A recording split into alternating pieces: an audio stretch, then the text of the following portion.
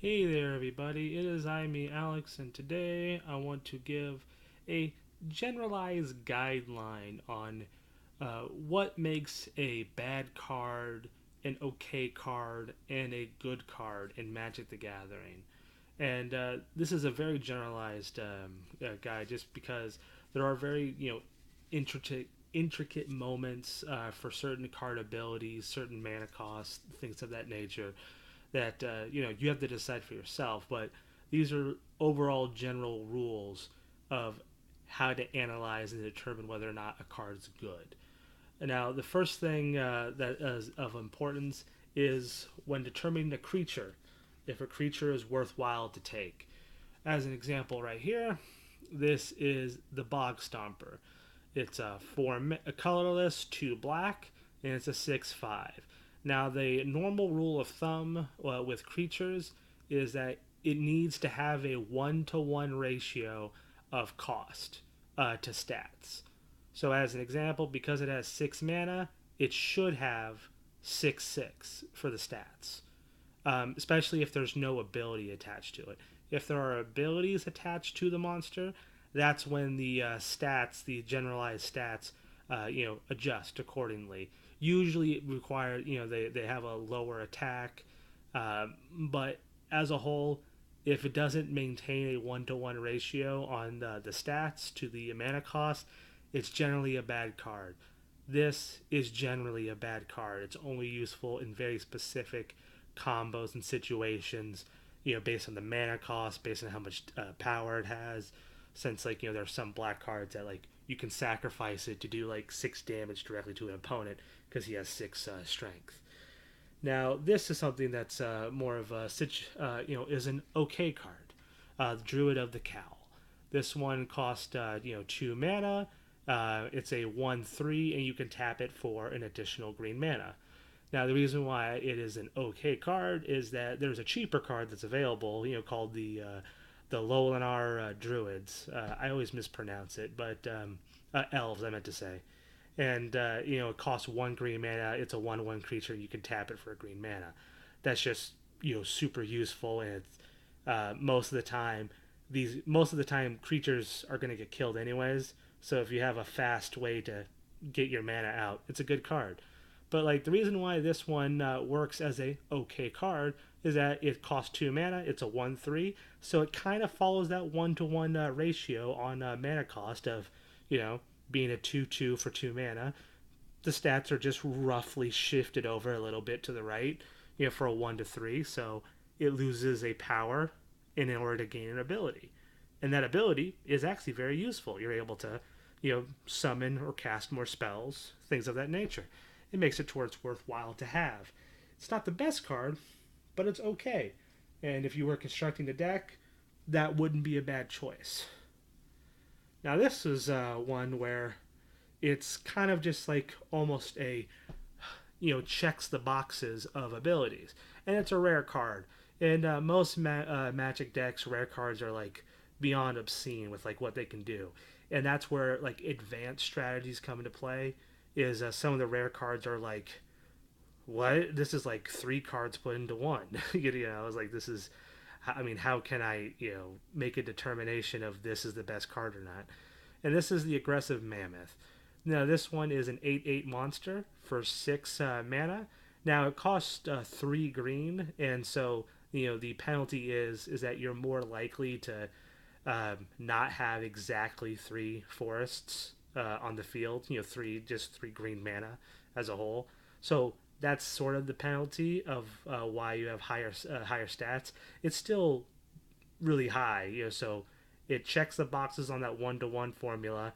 Has trample, so it's even better, and then it has other creatures you control have trample. So this guy comes out and all your creatures have trample. That's pretty good, especially since green is mostly known for their large monsters. And if you have a bunch of large monsters coming at your opponent with trample, they're gonna have a bad time. Now we're gonna go to more of the situational abilities, the ones that kind of require synergy in order to be useful. And let's see right here. Let's go to Mirror Image. Now, Mirror Image can be a pretty good card. You have Mirror Image enter the battlefield as a copy of any creature you control. The problem with this card is that it requires you to have a good monster that's worthwhile to have on the field. So it would require something like, let's say, the Elven Rejuvenator, where it has an ability to here's the Elven Rejuvenator. It has the ability to allow you to put a land from the top 5 cards of your deck, put one of the lands into play immediately.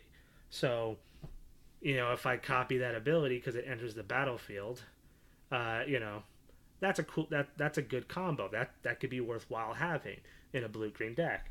But there's some cards where it's just, oh, I get to copy a 2/2 monster on the field. So this is so situational that I would consider putting this in the deck, but I wouldn't really, you know, it would be one where I would make probably like 1 or 2 copies at the most.